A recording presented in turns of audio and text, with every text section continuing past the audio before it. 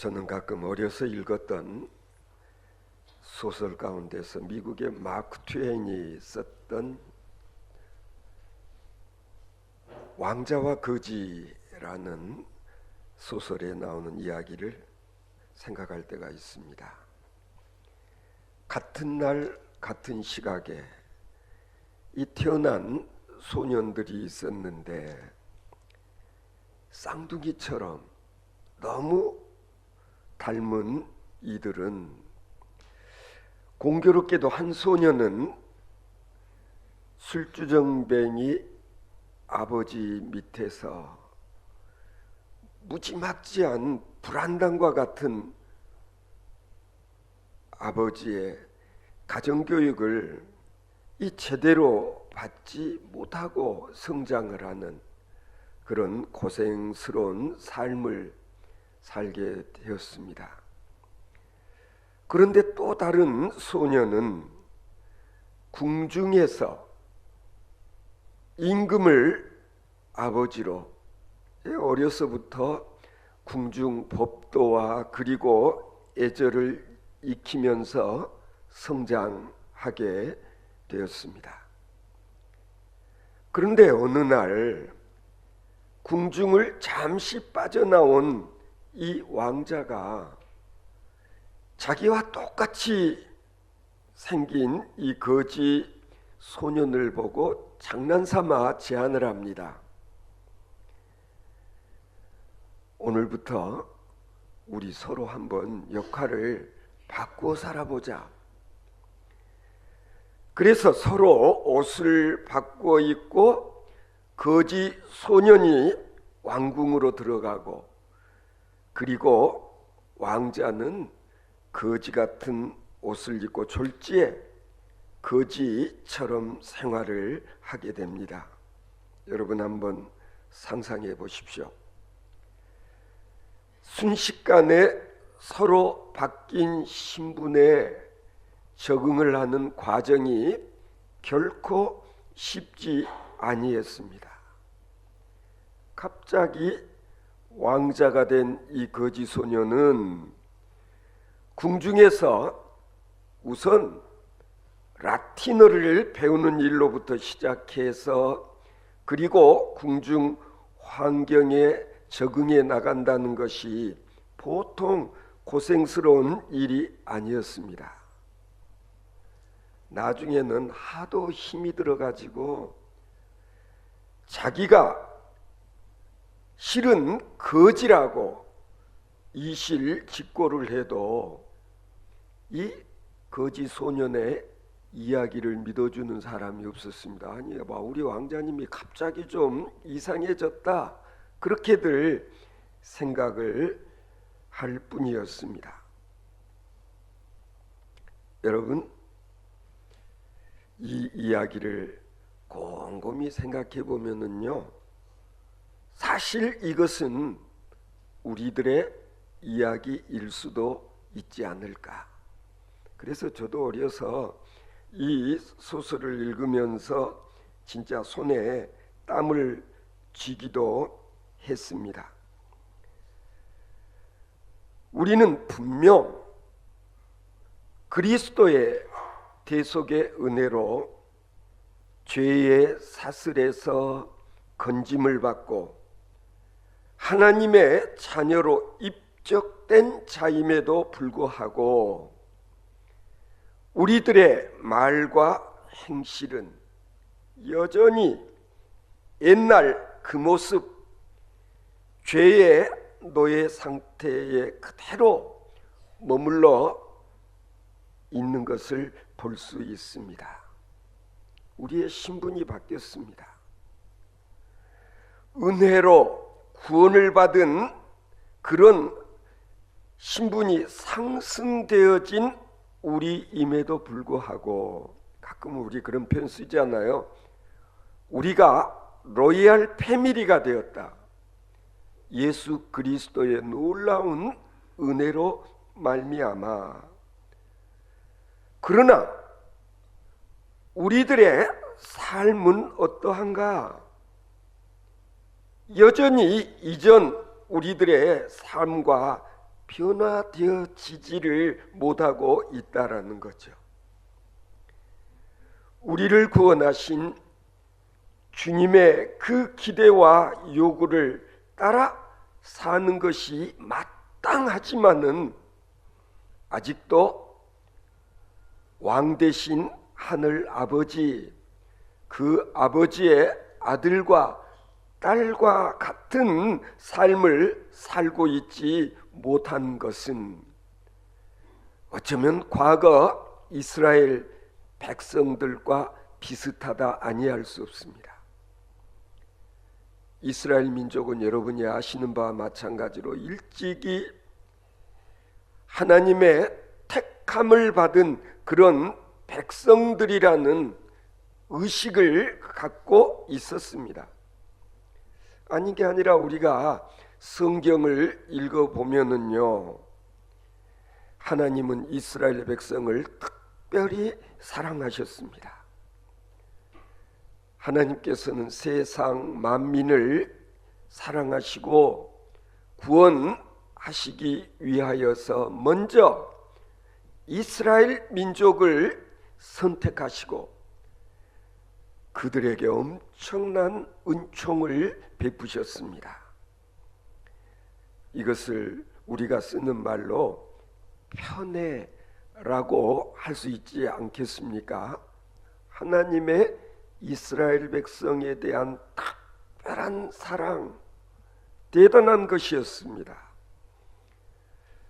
애굽에서 출애굽할 때부터 하나님은 거의 일방적으로 이스라엘 편이 되어 주셨고 그들을 먹이시고 그리고 입히시고 돌보시면서 그들을 이끄시는 중에 이스라엘 민족은 전쟁만 했다 하면 이기는 거예요. 왜 그렇죠? 하나님께서 그들 편이 되어 주셨기 때문입니다.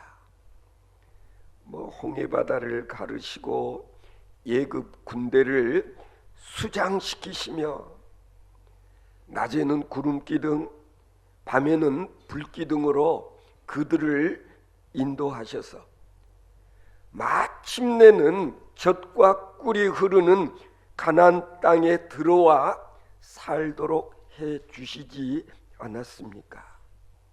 이렇듯 엄청난 하나님의 사랑과 은혜를 입은 이스라엘 민족은 참 한심하게도 하나님의 마음을 참 여러 가지로 아프게 해드렸습니다. 어떻게 보면 정말 한심한 민족이라 할 수 있을 것입니다. 어땠습니까? 여차하면 하나님을 원망하고 불평하기 일쑤였습니다. 그리고 하나님께서 제일 싫어하는 우상을 숭배하기도 했습니다. 그러나 하나님께서는 그들을 향한 사랑 끊지를 아니했습니다.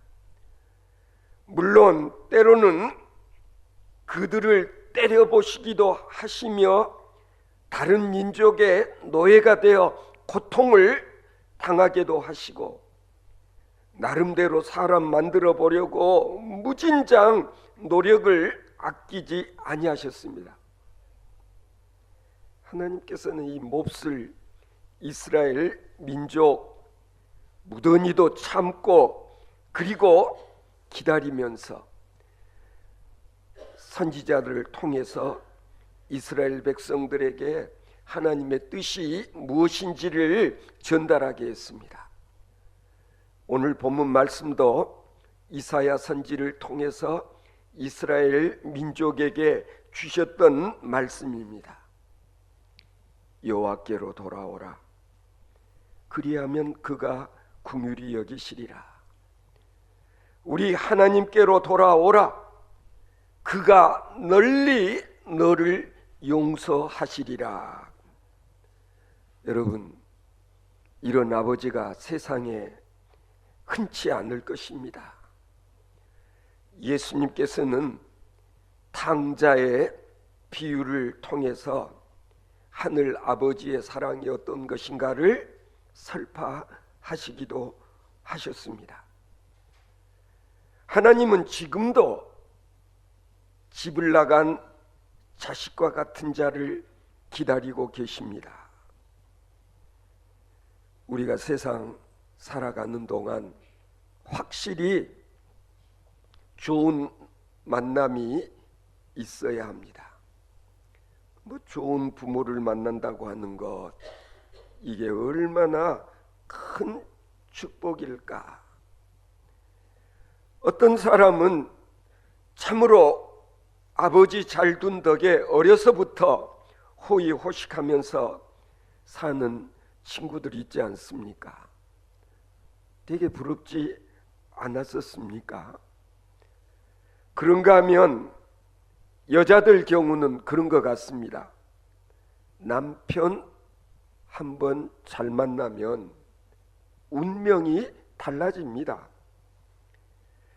동화 속에 나오는 신데렐라처럼 천하고 보잘것없는 신데렐라가 하루아침에 훌륭한 왕자를 만남으로 인해서 그 인생이 바뀌어진다는 그런 이야기, 우리는 어렸을 때부터 이런 이야기들을 읽으면서 인생의 시름과 그리고 현실의 고통을 잠시라도 잊고, 그리고 이런 이야기 속의 주인공이 내가 되었으면 좋겠다, 그런 생각 안 해보신 분은 없을 것입니다. 그러나 이런 기적과 같은 일은 결코 꿈이 아닙니다. 소설에 나오는 이야기가 아닙니다. 실상은 이와 같은 꿈 같은 이야기가 실제로 오늘 우리들의 삶 속에서 일어나고 있다는 사실을 여러분 아십니까? 사실 그리스도께서 우리를 찾으시기 전까지 우리의 인간의 삶은 노예의 삶과 다를 바가 없었습니다. 아니, 우리 모두는 다 죄의 노예가 되어 멸망받을 수밖에 없는 그런 자들이었습니다. 사도 바울께서는 로마서 3장 10절부터 12절에서 보면은요, 의인은 없나니 하나도 없으며 깨닫는 자도 없고 하나님을 찾는 자도 없고 다 치우쳐 한 가지로 무익하게 되고 선을 행하는 자는 없나니 하나도 없도다. 그렇게 우리 인간의 실존을 적나라하게 고발한 바가 있습니다.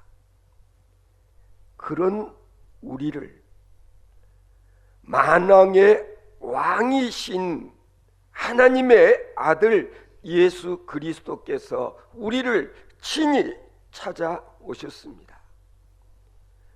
뿐만 아닙니다.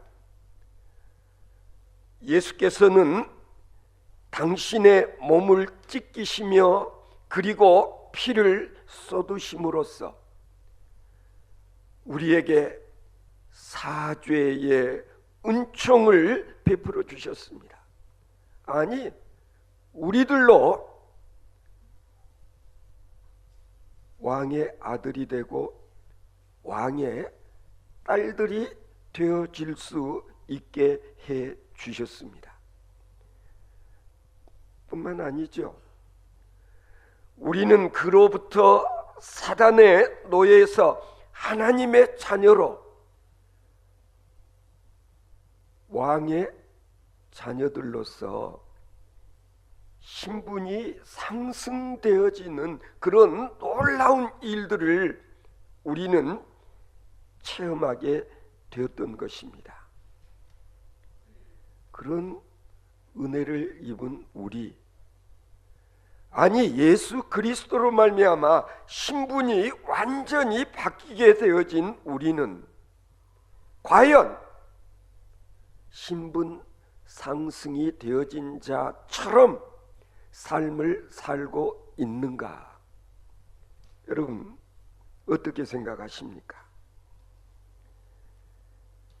하나님으로부터 엄청난 사랑을 받았던 이스라엘 백성들이 하나님의 선민임에도 불구하고 선민답게 살지 못했던 그런 것과 마찬가지로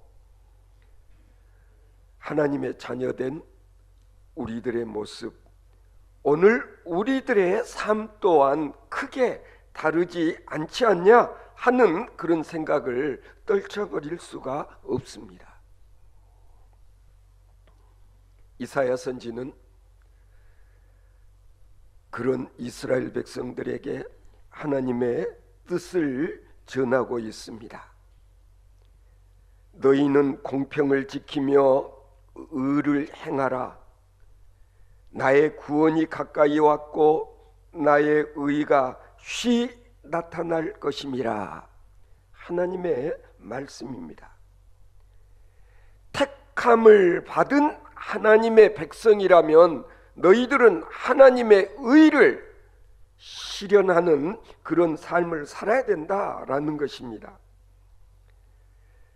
오늘날도 보면은요, 이스라엘 민족은, 유대인들은 나름대로 이와 같은 의식이 있습니다.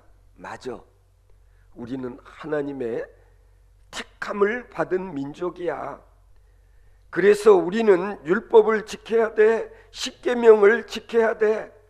특히 안식일을 철저히 준수하지 않으면 안 돼. 그래서 오늘날도 유대인들은 안식일을 지키는 일로 인해서 자신들이 하나님의 선민임을 입증하려고 나름대로 노력하고 있는 것입니다.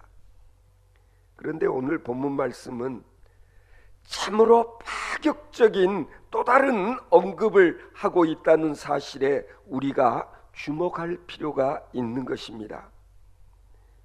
그것은 이스라엘 민족만이 복 있는 인생을 약속받은 것이 아니라는 점입니다. 오늘 본문 3절을 보시면은요, 여호와께 연합한 이방인은 여호와께서 나를 그 백성 중에서 반드시 갈라내시리라 말하지 말라고 말씀합니다. 그러니까 뭐냐면 이방인이라고 해서 우리는 따로 차별 대우를 아니하신다, 그런 뜻이죠. 이방인이라 할지라도 여호와께 연합한 자는 하나님께서 절대로 차별 대우를 하지 않으신다. 무슨 얘기냐면요, 이방인일지라도 그런 경우는 하나님께서 복을 누릴 수 있게 하신다, 그런 말씀이에요. 이게 바로 복음이 아니겠습니까? 하나님의 긍휼과 하나님의 사랑은 결코 이스라엘 민족에게만 국한되는 것이 아니라는 것입니다. 여기 보면 비유를 말씀하고 있는데요, 하나님께서는 자식을 생산하지 못하는 고자의 비유를 하고 계십니다. 마른 막대기와 같은 고자일지라도, 자식을 낳지 못하는 자일지라도 안식일을 지키며 하나님의 기뻐하시는 선택을 하며 하나님의 언약을 굳게 붙잡게 되어지면, 중요한 말씀입니다, 내 집에서, 내 성 안에서 자녀보다 나은 기념물과 이름을 주며 영영한 이름을 주어 끊치지 않게 할 것이며, 나 여호와에게 연합하며 섬기며 나 여호와의 이름을 사랑하며 나의 종이 되며 안식일을 지키며 더럽히지 아니하며 나의 언약을 굳게 지키는 이방인마다 그를 나의 성산으로 인도하며 기도하는 내 집에서 그들을 기쁘게 할 것이며 그들이 하나님의 집에서 드리는 번제와 희생을 기꺼이 받게 되리니 이는 여호와의 집은 만민이 기도하는 집이에 그렇다라고 하나님께서 약속을 하시는 것입니다. 성도 여러분, 이와 같은 약속의 말씀이 오늘 우리들에게도 그대로 적용되어진다는 사실을 믿으시기 바랍니다. 하나님께서 말씀하시지 않았습니까? 나는 길이요 진리요 생명이니 나로 말미암지 않고는 아버지께로 올 자가 없느니라. 예수 그리스도는 바로 진리시요 길이시요 생명이시다. 그런 말씀입니다. 우리는 그리스도로 말미암아 값없이 하나님의 자녀들로서의 특권을 누릴 수 있게 된 것입니다.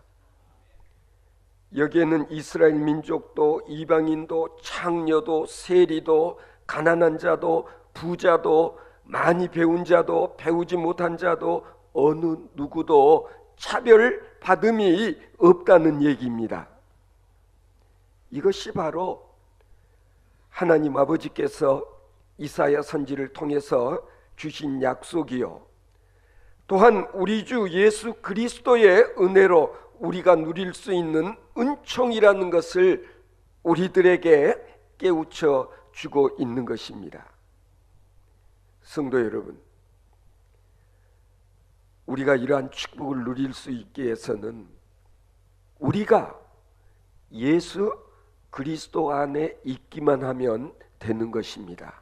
누구든지 예수 그리스도 안에 있으면 보라, 이전 것은 지나가고 새 것이 되었도다. 새로운 피조물이 되는 것입니다. 성도 여러분, 여러분은 지금 어디에 계십니까? 하나님과 연합한 자 되기만 하면 끝입니다. 어떻게 하면 내가 하나님과 연합한 자가 되어질 수 있을까? 예수 그리스도께서 다리가 되어 주실 때 가능한 일입니다. 우리는 예수 그리스도라는 줄을 붙들어야 합니다. 성도 여러분, 요즘도 한번 둘러보시면요, 사람들이 유력한 사람들에게 줄을 대려고 혈안이 되어 있지 않습니까? 좀 더 힘있고 그리고 영향력 있는 사람에게 줄을 대려고 야단들입니다. 그렇다면 우리는 누구에게 줄을 대려고 애를 쓰고 있느냐 이 말입니다. 가끔 보면 그래요. 썩은 동아줄을 그거 붙잡기만 하면 뭐 대단한 일이라도 생길 것처럼 부여잡고 있는 사람들이 있습니다. 나중에 썩은 줄이라는 것을 알아채는 순간은 늦습니다. 성도 여러분, 생명줄 되시는 예수 그리스도에게 줄을 대고 그 줄을 붙들고 살아가실 수 있기를 바랍니다. 오늘 본문 말씀 보면은요, 하나님의 집은 만민이 기도하는 집이라고 표현하고 있습니다. 성도 여러분, 기도가 무엇입니까? 기도라고 하는 것은요, 하나님께 줄을 연결하는 수단입니다. 기도는 하나님께 줄을 대는 작업인 것입니다. 아니, 하나님께서 우리에게 내려주신 그 줄을 붙잡는 것이 기도인 것입니다. 그래서 뭐라고 말합니까? 기도의 끈이 끊어지지 않게 하라. 기도의 줄을 놓지 마라. 제가 누차 이야기합니다. 온라인 상태와 온오프 상태, 오프라인의 상태는 엄청난 차이가 있는 거예요. 우리는 하나님과 항상 하트라인을 유지할 수 있어야 되는 것입니다. 거지 소년이 궁중으로 들어가는 순간 순식간에 거지의 신분에서 왕자의 신분으로 바뀌어지게 되어진 것처럼 우리가 하나님의 전 교회에 나온다는 일이 그래서 중요한 것입니다. 오늘 이 시간 우리가 이 자리에 있다고 하는 이것이 곧 신분의 상승을 확인하는 자리인 것입니다. 오라 오라 누구든지 내게 나오라. 성도 여러분, 주님의 몸된 교회는 바로 만민이 기도하는 집이다. 이곳에 오면 누구라도 하나님 아버지와 연합할 수 있다. 하나님과 접속할 수 있다. 하나님과 통할 수 있다. 아니, 이곳에서 주님을 만날 수 있다. 하나님의 궁중으로 들어가는 문이 바로 교회라고 할 수 있는 것입니다. 성도 여러분, 아직도 무슨 일로 그리 걱정하십니까? 전지전능하신 하나님의 자녀들로 무엇이 걱정입니까? 내가 하나님의 자녀라는 확신이 없을 때에 우리는 고민하고 염려하고 근심하는 것입니다. 오늘도 두려움과 온갖 걱정, 근심에 사로잡힌 채 불행한 삶을 살아가고 있는 가족은 없습니까? 주님 앞으로 인도하십시오. 그런 이웃은 없습니까? 교회를 통해서 복 있는 인생을 함께 누릴 수 있는 놀라운 역사가 바로 이곳에서부터 다시 한번 재현되어질 수 있기를 바랍니다.